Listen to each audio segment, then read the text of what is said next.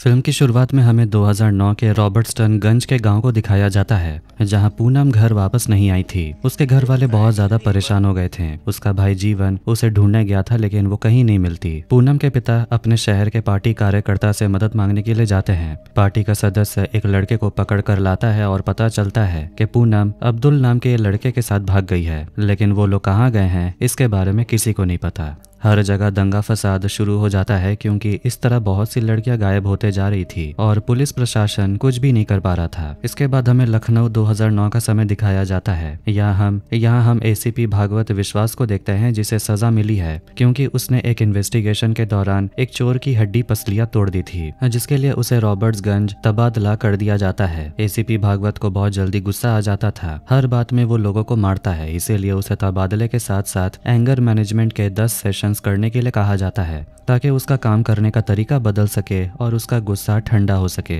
भागवत अपने परिवार के साथ रॉबर्ट्सगंज चला जाता है, जहां उसे पता चलता है कि शहर में दंगा फसाद हुआ है, जिसके चलते कभी कभी शहर में कर्फ्यू भी लग जाता है। पुलिस स्टेशन ज्वाइन करने के बाद भागवत को अपना पहला केस मिलता है, पूनम मिश्रा का। इंस्पेक्टर महतो केस का पूरा डिटेल सुनाता है और बताता है कि पूनम 5 अक्टूबर की रात को एक लड़के के साथ भाग गई है। उसकी एक बड़ी बहन भी है, जिसकी शादी भी नहीं हुई है। पूनम खुद सांवली रंग की थी, इसीलिए उसे जो लड़का पसंद आया उसके साथ वो भाग गई। भागवत पूनम के माता पिता और शहर के पार्टी कार्यकर्ताओं को पुलिस स्टेशन बुलाने के लिए कहता है। पूनम के कॉल रिकॉर्डिंग्स भी निकलवाए जाते हैं, जिसमें एक नंबर मिलता है जिससे पूनम बहुत बार बात करती रहती थी। उस नंबर के मालिक का पूरा डिटेल निकालने के लिए कहा जाता है। अगले दिन भागवत जब पुलिस स्टेशन पहुंचता है तो देखता है कि पुलिस स्टेशन के बाहर बहुत सारे पार्टी के कार्यकर्ता हंगामा मचा रहे थे। पार्टी के प्रमुख कार्यकर्ता भागवत से मिलते हैं और उसे बताते हैं कि शहर की बहुत सारी लड़कियां धर्म परिवर्तन के चक्कर में गायब हो रही हैं। लेकिन भागवत बताता है कि शायद लड़की को लड़के से प्यार था, इसीलिए उसके साथ भाग गई। तभी उसके पिता भी वहां पहुंच जाता है। पूनम के पिता बताते हैं कि उनकी बेटी वैसी नहीं है। वो बहुत रोने लगते हैं और बताते हैं कि 10 दिनों से वो वापस नहीं आई। वो भागवत से पूछते हैं कि उनकी बेटी कब तक वापस आएगी। भागवत उसके पिता को यकीन दिलाता है कि उनकी बेटी अगले 15 दिन के अंदर वापस आ जाएगी। इसके बाद हमें फ्लैशबैक दिखाया जाता है, बनारस 2009 का समय। यहाँ हम मीरा नाम की लड़की को देखते हैं, जो अपने कॉलेज में पढ़ाई खत्म करके वापस घर की ओर जा रही थी। तभी वो एक लड़के से टकरा जाती है और अपनी साइकिल से गिर जाती है। वो लड़का उसे संध्या नाम से पुकारता है। लड़का अपना नाम समीर बताता है, लेकिन मीरा अपना असली नाम नहीं बताती और कहती है उसका नाम संध्या नहीं है, और वो अपनी साइकिल लेकर वहां से चली जाती है। ऐसे ही रोज मीरा अपनी पढ़ाई खत्म करके उसी रास्ते से अपने घर जाती रहती थी और रोज उसे समीर नजर आते रहता था। लेकिन एक दिन जब मीरा पढ़ाई करके घर वापस जा रही थी, तब उसे समीर दिखाई दिया। तभी अचानक समीर उसके सामने आ जाता है और शाम को गंगा घाट के किनारे मिलने के लिए बुलाता है, लेकिन मीरा उससे मिलने के लिए मना कर देती है। समीर कहता है कि अगर वो नहीं आएगी तो वो गंगा में कूद कर अपनी जान दे देगा और एक चिट्ठी छोड़ देगा।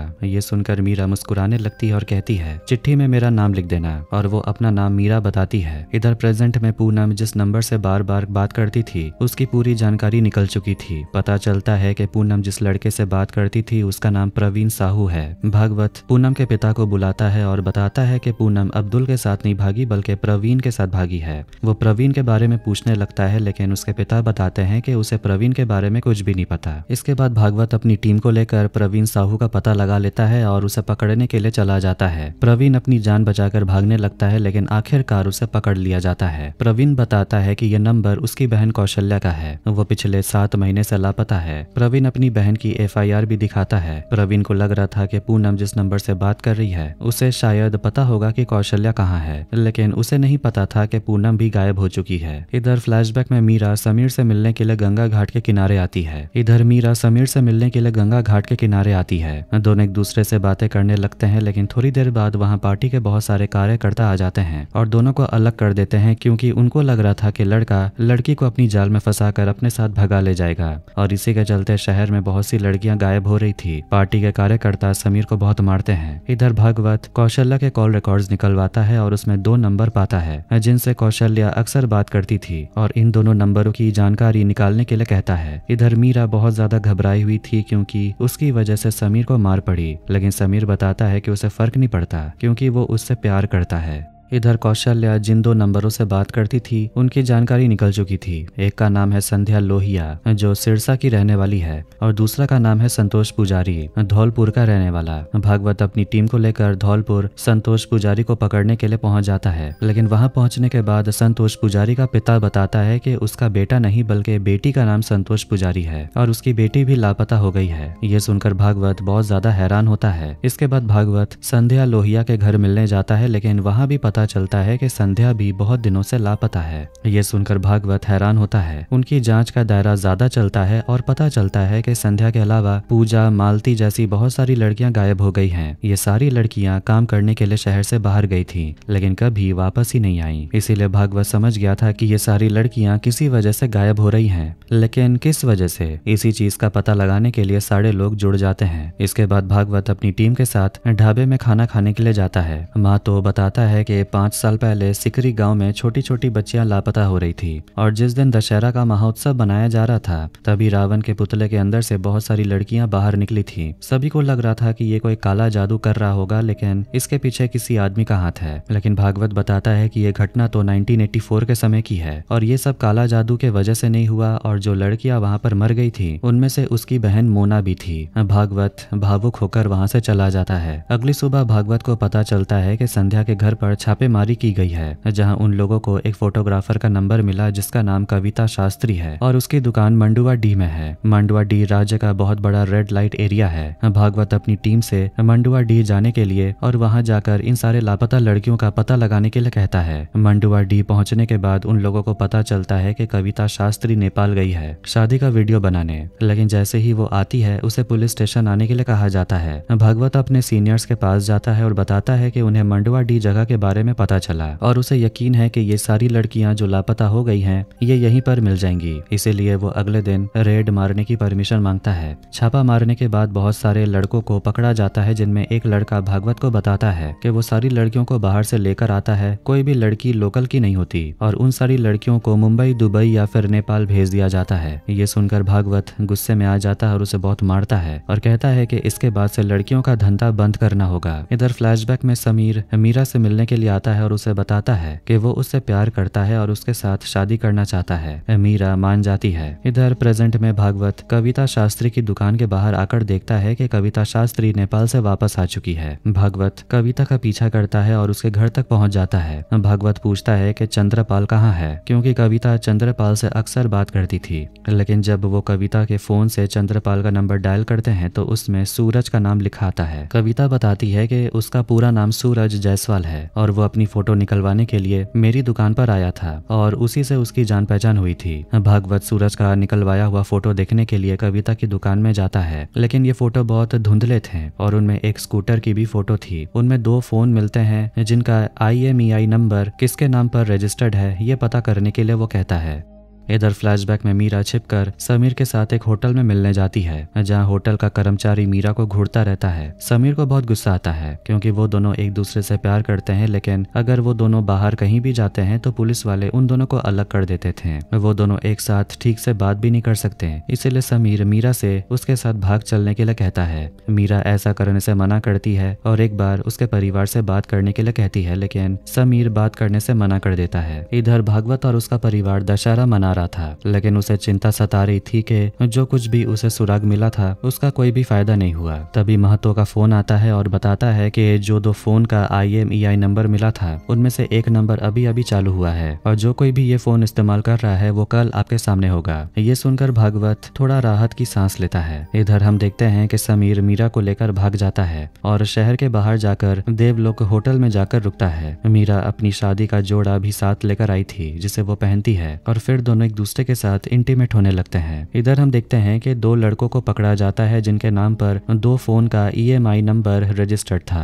एक लड़का जिसका नाम विकी है, उससे पूछा जाता है कि पूजा, मालती और बाकी लड़कियां कहाँ हैं, लेकिन उसे लड़कियों के बारे में कुछ भी नहीं पता। वो लड़का बताता है कि वो अपनी गर्लफ्रेंड से बात कर रहा था, तब उसके फोन की बैटरी खत्म हो गई। इसके बाद वो अपना फोन का सिम निकालकर अपने दोस्त कौस्तभ के फोन से फोन किया था। इसके बाद पुलिस वाले कौस्तभ को पकड़ कर लाते हैं। कौस्तभ बताता है कि वो और उसका दोस्त दोस्त विक्की मिलकर कहीं जा रहे थे, लेकिन तभी उनकी गाड़ी के सामने एक स्कूटर वाला आ जाता है जो उनकी गाड़ी से टक्कर मार देता है। दोनों उस लड़के के साथ झगड़ते हैं, लेकिन थोड़ी देर के बाद वो लड़का वहां से चला जाता है। भागवत को याद आता है कि कविता शास्त्री ने उसे जो फोटो दिया था उसमें एक स्कूटर का फोटो था। वो तुरंत वो फोटो लाकर विक्की और कौस्तभ को दिखाता है और वो दोनों बताते हैं कि यही वो स्कूटर है। भागवत तुरंत इस स्कूटर की जानकारी निकालने के लिए कहता है और कविता शास्त्री को पुलिस स्टेशन लाने के लिए बोलता है। स्कूटर का डिस्क्रिप्शन निकालने के बाद पता चलता है कि स्कूटर राजकुमार सिरतिया के नाम पर है और उसका फोटो भी मिल जाता है। और राजकुमार कोई और नहीं बल्कि समीर है जो मीरा को भगाकर ले गया था। यानी कि ये सारी लड़कियां जो गायब हो गई हैं उन सब के पीछे समीर यानी कि राजकुमार का हाथ है। इसके बाद राजकुमार अपनी पत्नी सुमित्रा से मिलने के लिए जाता है। यहाँ भागवत और उसकी टीम राजकुमार के बारे में सब कुछ पता लगा लेती है कि वो एक टीचर है और उसकी 2 शादियां हो चुकी हैं। उसकी पहली पत्नी रीवा में रहती है और दूसरी वाली भदोई में, लेकिन राजकुमार अक्सर अपनी दूसरी पत्नी सुमित्रा के साथ रहता है। पता करने के बाद ये भी मालूम चलता है कि वो उसके खिलाफ रीवा और भदोई में कोई भी केस दर्ज नहीं है और सभी लोग उसकी तारीफ भी करते हैं। कोई भी लड़की इन दोनों जगहों से गायब नहीं हुई है, यानी कि वो ये काम शहर के बाहर जाकर करता है। राजकुमार जहां रहता है वहां कोई भी उसके खिलाफ बुरी बात नहीं करता। अब भागवत को कुछ समझ नहीं आ रहा था कि वो उसे कैसे गिरफ्तार करे, इसीलिए वो एक प्लान बनाता है और अपने सीनियर को बताता है कि राजकुमार को लड़की छेड़ने के जुर्म में गिरफ्तार कर लिया जाए, लेकिन इसके लिए 1 दिन से ज्यादा पुलिस कस्टडी में नहीं रखा जा सकता। इसीलिए ये लोग दिवाली के दिन राजकुमार को गिरफ्तार करने के लिए कहते हैं, क्योंकि दिवाली के लिए 2 दिन की छुट्टी रहती है। इसके बाद वाला दिन रविवार का था, इसीलिए उन्हें पूछताछ के लिए 3 दिन का समय मिल जाएगा। भागवत अपनी टीम को लेकर बस स्टैंड चला जाता है उसे पकड़ने, जहाँ राजकुमार कविता शास्त्री से मिलने के लिए आने वाला था। कविता एक जूस की दुकान में जाकर जूस पी रही थी, तभी वो अचानक बस स्टैंड की तरफ बढ़ने लगती है। तभी सामने राजकुमार भी आता है जिसे कविता सूरज के नाम से जानती थी। कविता उसे जूस पिलाने के लिए कहती है और उसके बाद वो दोनों जूस की दुकान में जाते हैं। भागवत और उसकी टीम कविता और राजकुमार को ढूंढने लगते हैं। कविता अपने फोन से भागवत को फोन करने की कोशिश करती है, लेकिन भागवत उसकी आवाज नहीं सुन पा रहा था। दोनों उसी जूस की दुकान पहुंच जाते हैं जहाँ कविता जूस पी रही थी। दुकानदार बताता है कि ये मैडम पहले यहाँ आकर जूस पी चुकी है। ये सुनकर राजकुमार चौंक जाता है। तभी भागवत वहां पहुंच जाता है और राजकुमार को पकड़ने के लिए दौड़ता है। राजकुमार अपनी जान बचाकर भागने लगता है, लेकिन आखिरकार वो पकड़ा जाता है। उसे तुरंत पुलिस स्टेशन लाया जाता है और जेल में बंद कर दिया जाता है और उसे 2 दिन तक खाना पानी भी नहीं दिया जाएगा, क्योंकि वो आसानी से तो सच बोलेगा नहीं। इसके बाद सभी पुलिस वाले राजकुमार की दूसरी पत्नी सुमित्रा के घर जाते हैं और वहाँ उन्हें राजकुमार का कुछ सामान मिलता है। महतो बताता है कि इन दोनों पत्नियों को पता नहीं है कि राजकुमार कोई काम धंधा भी नहीं करता, लेकिन उसके घर में बहुत सारा सोना भी मिला, जिनमें एक कान का झुमका भी था जो पूनम के कान के झुमके जैसा था। यानी कि राजकुमार जिन जिन लड़कियों को गायब किया उनके सारे सोने जेवर हड़प लेता था। भागवत सारे गहनों की ड्राइंग राजकुमार को दिखाने लगता है, लेकिन राजकुमार कुछ भी नहीं बताता कि ये सारे गहने किसके हैं। भागवत उसे 1 और दिन के लिए हिरासत में रहने के लिए कहता है और उसे खाना पीना भी मना कर देता है। इसके बाद राजकुमार की 2 पत्नियों को पूछताछ के लिए बुलाया जाता है। भागवत सुमित्रा को बताता है कि वो राजकुमार की दूसरी पत्नी है और हिंदू एक्ट के मुताबिक हिंदू धर्म में दूसरी शादी को मान्यता नहीं होती। सुमित्रा बताती है कि वो सभी गहने उसके हैं और उन्हें वापस करने के लिए बोलती है। भागवत राजकुमार की दोनों पत्नियों को जाने के लिए बोलता है। जब उसकी दोनों पत्नियां जा रही थी तब राजकुमार सुमित्रा को देखकर परेशान हो जाता है, क्योंकि उसे पता चल गया था कि अब सुमित्रा जानती है कि वो उसकी दूसरी पत्नी है और अब सुमित्रा उसे छोड़कर चली जाएगी। राजकुमार अपनी पहली पत्नी से ज्यादा अपनी दूसरी पत्नी से प्यार करता था। भागवत राजकुमार के साथ फिर से इंट्रोगेशन शुरू करता है और पूछता है पूनम मिश्रा कहाँ है, क्योंकि उसके जेवर सुमित्रा के घर से मिले। इससे ये पता चलता है कि राजकुमार और सुमित्रा मिलकर लड़कियों की तस्करी करते थे। राजकुमार बताता है कि सुमित्रा का इनमें कोई हाथ नहीं है। भागवत बताता है कि सुमित्रा को पता चल गया है कि वो तुम्हारी दूसरी पत्नी है और वो सिर्फ अपने जेवर वापस मांग रही है और ये भी कह रही है कि राजकुमार की मेरे सामने कोई हैसियत ही नहीं है। ये सुनकर राजकुमार गुस्सा होता है और भागवत का कॉलर पकड़ लेता है। भागवत भी गुस्से में राजकुमार का गला दबाता है, लेकिन थोड़ी देर में छोड़ देता है। अगले दिन सुमित्रा को वापस बुलाया जाता है और उसे टॉर्चर किया जाता है। सुमित्रा अपना बयान देती है कि वो राजकुमार के साथ मिलकर लड़कियों की तस्करी करती थी। राजकुमार सुमित्रा के ऊपर हो रहे टॉर्चर को देखकर परेशान था।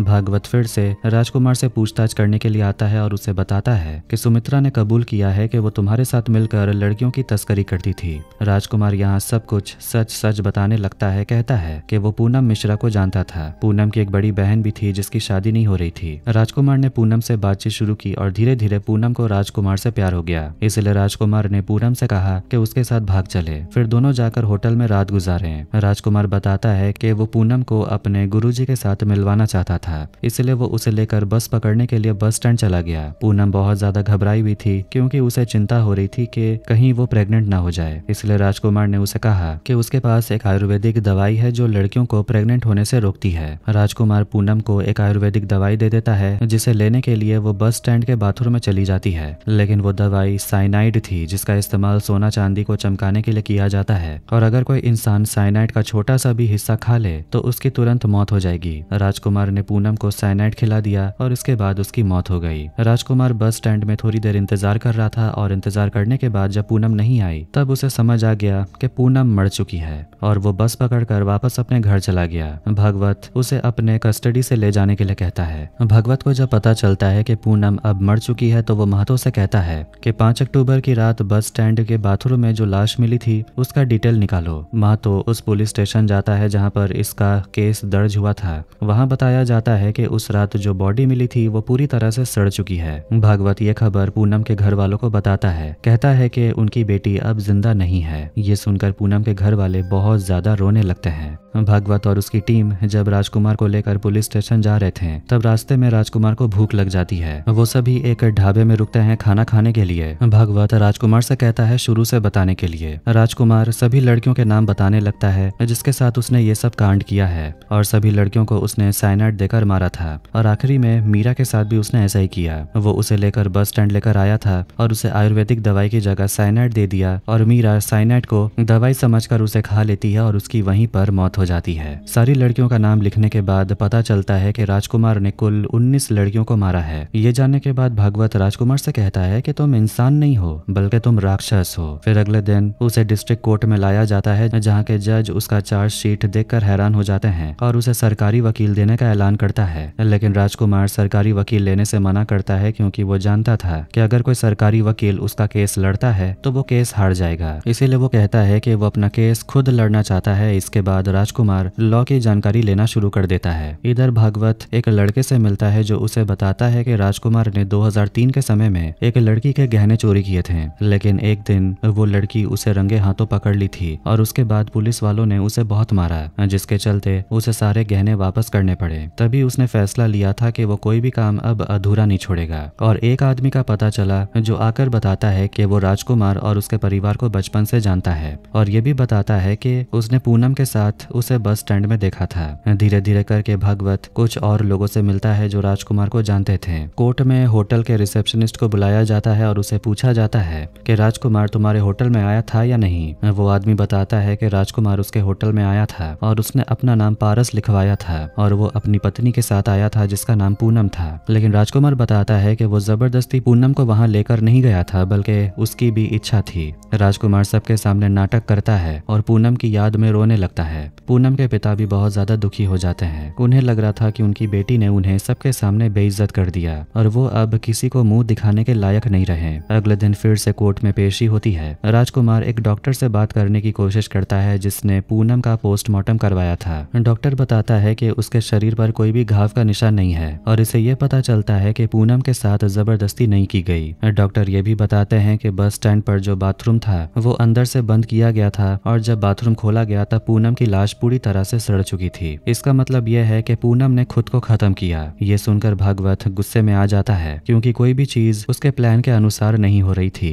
वकील आकर बताता है कि साइनाइड किसी भी दुकान पर नहीं मिलती क्योंकि उसे खरीदने की परमिशन किसी को नहीं है। भागवत तुरंत पुलिस स्टेशन आता है और राजकुमार के पास मिला हुआ साइनाइड देखता है जो एक परफ्यूम की बोतल में रखा था। भागवत तुरंत वही परफ्यूम की दुकान पर चला जाता है। वो लड़का जिसकी परफ्यूम की दुकान थी वो बताता है कि जेवर का बिजनेस उसके पिताजी खालिद करते हैं। भागवत खालिद को पकड़ता है और उसे पूछता है क्या तुम राजकुमार को जानते हो। खालिद बताता है हाँ वो उसे जानता है क्योंकि वो दोनों एक साथ जेल में मिले थे और उसके बाद उसने जेवर का काम सीखना भी शुरू कर दिया और इसीलिए राजकुमार हर 2-3 महीने के बाद साइनाइड लेने के लिए मेरे पास आया करता था। कोर्ट में जब ये बात खालिद सबको बताता है तो राजकुमार खालिद से पूछता है, क्या तुम्हारे पास कोई पर्ची है कि मैंने तुमसे साइनाइड खरीदा था? क्योंकि साइनाइड किसी को बेचा नहीं जाता, बल्कि ये सोना चांदी को चमकाने के लिए काम आता है और ये इलीगल काम है अगर कोई साइनाइड किसी को बेचता है। और राजकुमार खालिद के ऊपर इल्जाम लगाने लगता है कि उसने साइनाइड का इस्तेमाल करके सारी लड़कियों को मारा। खालिद घबरा जाता है और कहता है कि उसने किसी को नहीं मारा,